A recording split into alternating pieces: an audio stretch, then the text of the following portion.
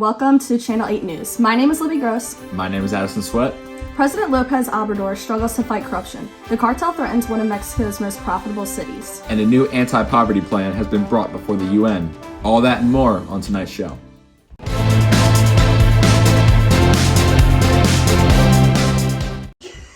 First things first, we'll cut to our top-ranked analyst, Katie Bonner, regarding our statistics behind Mexico's femicide. In many countries, there is shock surrounding the killing of females due to their genders, entitled femicide. Although in Mexico this has become a common problem and the government lacks intervention, little has occurred to resolve this intense and upsetting issue, the government even perpetuating femicides. As of 2020, a 75% budget cut was approved for the Federal Women's Institute. The lives of these people are not a priority. Recorded over 9 years, in Mexico, there are 2,318 recorded femicides. Averaging out this statistic, femicides seem to have occurred about 193 times a year and 16 times a month. These are not small numbers. The president of Mexico, Andrés Manuel López Obrador, claims that the femicide issue in Mexico has been manipulated a lot in the media and explains that this is a partisan problem. This isn't the case. This inhumane treatment of women is not being taken seriously, and instead of feigning innocence, the government needs to do better. Thank you so much, Ms. Bonner. That is incredibly devastating to hear. Additionally, crime rates in Mexico have been increasing at an alarming rate. For more information, field respondent Liam Strauss will be interviewing Officer Hernandez. Here with Officer Hernandez. Officer Hernandez, there's been a couple of fatal shootings going on in the Cancun region. I understand correctly, they brought you in to deal with these along with gang violence and drugs. What can you do about this? Well, we're going to have all of our officers out on night watch program for the next few months to ensure that as little crime occurs as possible. That sounds like a plan, but what can you do to really enforce and crack down on drug trafficking? Well, we've had a huge problem with drugs going over the border into the United States, and we're working with the United States Border Patrol to ensure that every single drug trafficker is caught at the border and apprehended. Reporter Liam Strauss, this was Officer Hernandez. And action. Ladies and gentlemen, I would like to, if you don't mind, giving a warm welcome from my friend here, Chef Gutierrez. Yes, thank you. Thank you. Gutierrez. My apologies. I ask for your forgiveness. Today, what are we making, Chef Gutierrez? Today we're making guacamole. Guacamole is a traditional, Aztec dish. It dates back to Aztec, times, and it's really been a holdout of, Aztec and the mestizo culture in Mexico today. When the Spaniards came and imperialized Mexico, they kind of held out with their food and their culture. And one of the biggest parts is the avocado. They can't grow avocados in Spain, so they, they held on to that firm, Well, less talking, more working, that's what they say. All right. So what's our first step? So our first step, we're going to wash our hands, of course. We're going to be safe individuals in the workplace. And be healthy, be you, 2021. Yep. And so the first step, we're going to want to dice our tomatoes. So we want to cut it, we want to de-seed it, and then we want to dice them. You slice it like an apple. Yes, like an apple. Like an apple, and then you dice them the other direction. Slice them up in little chunks, little squares here. So now that we have our tomatoes sliced and diced, I'm gonna add them to the bowl here. And just kind of, it's all going in, it doesn't matter where it goes. Got a bit in the cilantro here. I believe these are avocados, if Yep, and next up we got our avocados, right, which will be pre-cut. You wanna slice them lengthwise first, give them a bit of scoring there, and then you wanna do it the opposite way. Yes, and I see you some good chunks here. You got quite the nice batch of avocados here. There's a lot of lime going on. Yep, these are very fresh. We grew them in the backyard. Once we get the cuts, we want to take it with a spoon, go kind of halfway in. Yes. Go all the way around. Kind of get all the avocado out of there. All of it. All of it. All of it. Anything Don't leave out. any of it. Not one. Don't leave any of the green in there. Oh, and I am a bit rusty. It's been a while. All right, so we're gonna get this other avocado and then we'll move on to our next step. So next up, after we get our guacamoles, we're gonna squeeze our limes. You wanna give them a little bit of a roll to get the juices in the center. Here, huh? Yep. I like it. And we wanna slice it in half. so they're a little bit tough on the outside.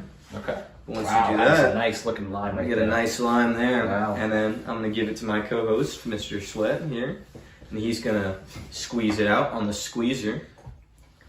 Give him a good view of that. I guess trial and error, you know, not the best squeezer known to mankind, but Really gotta get in there, get gritty, give it a bit of force, and get all the juices out. This is how we hand make it out here. you want to give us some little historical background on what we got here? Or anything Yeah. else? So, guacamole, it's, there's no real big recipe for it per se. You got your main ingredients, but however you choose to add them in and however much you want to add really depends on you, and it's really trial and error. Like I said, this is my dad's roommate's wife's family's recipe, so it's a very, very old, very very cultural and historical recipe that we're using here today, and I think it goes great. It's always a hit at the party. I don't mean to get political here, but what do you have to say to those who are creamy guacamole? Oh, creamy guacamole! This is a chunky guacamole. If you came looking for creamy, you're not in the right place. But I'd like to say, I'd like to say that creamy guacamole fans, we can't be friends. It's like pineapple on pizza for the Italians. We just don't do that. Well said. You heard it here first. Yep. All right, Chef Gustinos. As we approach what many people will say is the best part, that's the mixing. Mm-hmm. First, before we do that, what we got here? So now that we've squeezed our limes, we gotta add the lime juice in. It's amazing. Yes. Yep. And now we gotta squeeze in our garlic. Which, we have a garlic press. You put the clove in here, and you use that grip strength, and you squeeze it off, and make sure it's all in there. Yep. And we do 2 cloves of garlic. 2 cloves of garlic. These are some bigger cloves. This is the real secret of the recipe right here. That's how you've been working out, Chef. Yeah. A little bit on that grip trainer, There you go. Of course, here's where you want to breathe in through your mouth, because the smell of the garlic will make you cry a little, A little bit, just a little bit. And then if you want to add our diced onions, which we've prepared already, and our cilantro. Oh yes, I'm proud. Yeah. It's an honor. You did a great job there. And we want to add a bit of salt in here. Now we want to mix it all together. And just to be sure, I'm going to wash my hands again. Just once more. Yep. For some safety, before we go hands deep into the guacamole here. Yep.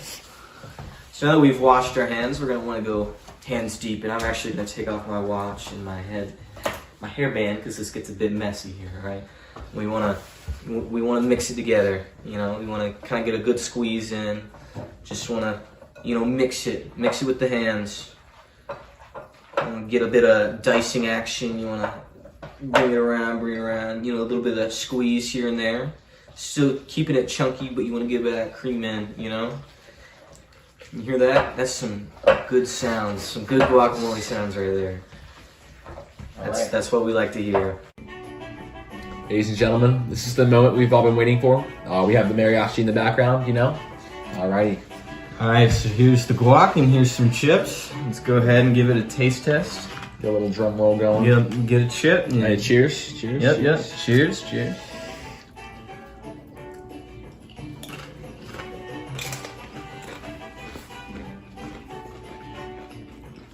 Well done, Chef. Well done. Thank you very What much. would you give that out of a 10?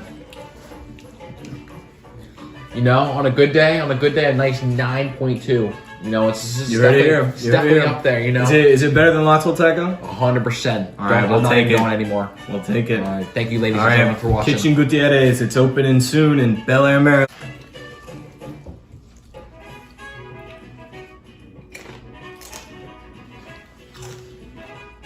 My colleague Addison Sweat is now going over to interview a local business owner about the unemployment rates.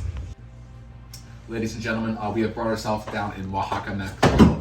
Hola, my friend. Thank you so How's much it for going? bringing us down today. We have a statistic that shows that Like Oaxaca usual. registered around 28.6 thousand people unemployed. There you go, my And friend. I just Let me want to know how know it your is. perspective, your point of view on this. Unemployment has been a huge issue for And me, the in my usual bar stuff. especially. I can't really find anybody to work here except, I've got Humberto. Thank you, sir. Thank you. Okay, he accepts candy as payment. He serves water on the rocks, and he can't even do that right. I mean, it's just really hard to find good quality people here, especially people who know how to mix drinks. On the rocks. Thank you so much for sharing. We Yeah. really hope we can able to help you with that as best as possible. But thank you so much, guys.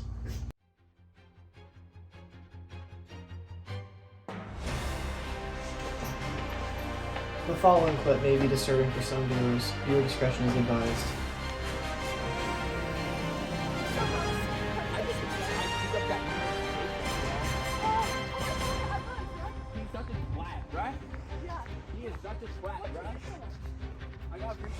Human trafficking. The unlawful act of transporting or coercing people in order to benefit from their work or service, typically in the form of forced labor or sexual exploitation. Mexico has seen this issue increase dramatically in the last several years, as many Mexican citizens of all ages have been abducted and taken away from their homes in the blink of an eye. Fortunately, however, the Mexican government has made significant efforts to curb this pressing issue, through prosecuting more traffickers, funding NGOs that operate trafficking shelters, and increasing efforts through the Secretary of Finance's Financial Intelligence Unit. Despite this progress, many believe that the government has the ability to do more to help resolve this heinous issue.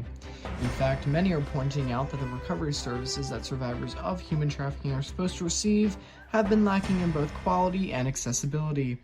There is also a lack of prosecution regarding forced labor crimes, which often flow under the radar of prosecutors. There is also the criticism that law enforcement is not taking a victim-centered approach to confronting this issue, which many call counterproductive. Public pressure is ramping up, and Mexican authorities look as if this is an issue they'll be battling heavily for years to come. Nolan Smith, Channel 8 News. Ladies and gentlemen, I'm here in Tijuana, Mexico today. It's very little chilly out, but it's statistically proven that approximately 1.7 million immigrants make their way across the U.S. border, and it appears we have one of the 1.7 million today. Excuse me, sir.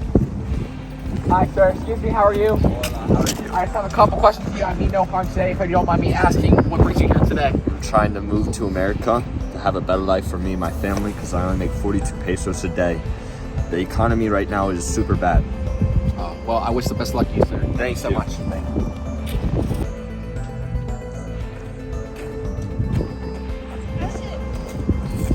Hello, sir. What can I do for you today? America. For what reason? Work. Do you have a work pass or a visa, sir? All right, you're good to go. Thank you. I wish you luck, senor. Really appreciate it. Ladies and gentlemen, today President López Obrador spoke at the United Nations Security Council about the unemployment and poverty that's occurring in Mexico. His proposition would require funds from an annual 4% contribution from the wealth of 1,000 of the richest individuals and corporations. There will also be a donation from G20 countries, which would be equivalent to approximately 0.2% of their economies. Here with me to discuss, I have community activist Christian Kriegel and Secretary of the Economy Tatiana Claudier. Thank you both for joining me. Anytime. At first, I want to start with you. As someone who does the groundwork and pressures the government figures to act on the poverty and unemployment crisis in Mexico, what do you think of this proposed plan from the president? Well, the president has been in office for 3 years now. He's tried to establish himself as someone who's proponent left-wing policies. These policies can help the working class of the country. Why are we seeing him now take action? He proposed this plan is only crumbs. Secretary Claudier, you have this direct involvement when it came to devising this plan with the president, so take me out on your thought process.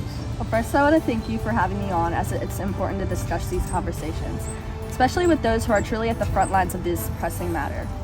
The president, his cabinet, and I came together to devise a plan that would sustain Mexico and the world's hardest working citizens to make sure that the wealthiest people and corporations give back. Mr. Kriegel, what are your thoughts on this process? I just think it's crazy how we waited this long just for these minimal changes. The 750 million people around the world who live on less than $2 a day need to get support.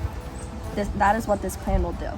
But the problem is, why did it take so long while these people are suffering to create a concrete plan?